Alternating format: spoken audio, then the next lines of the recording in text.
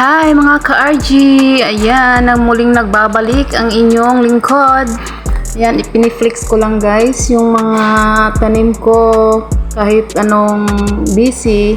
Ayan, silip-silip sa ating mga tanim. Ayan, yan yung aking mga kolikot.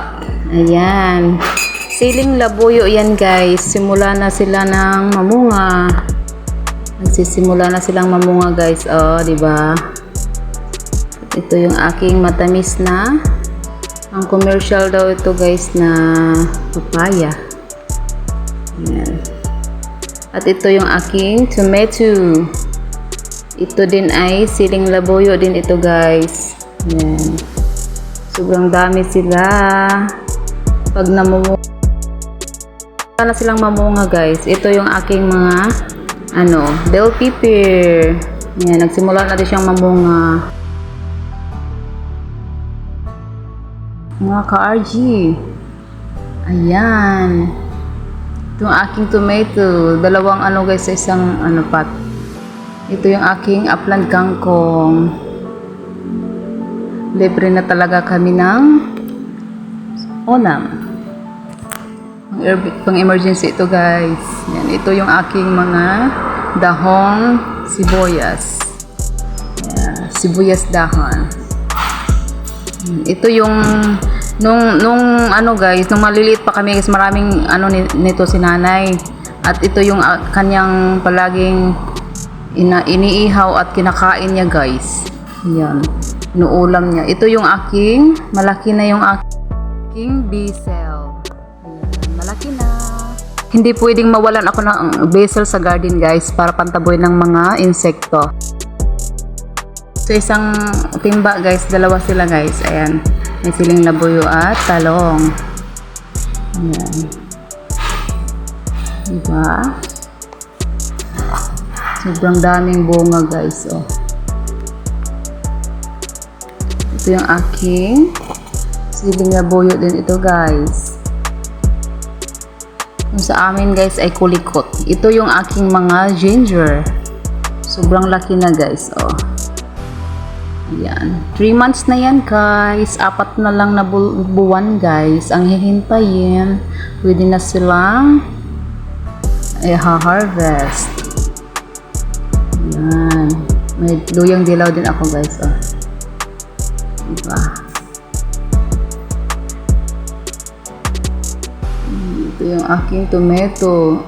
Iwan ko sa kanya guys. Sobrang taas. Ito yung aking talong.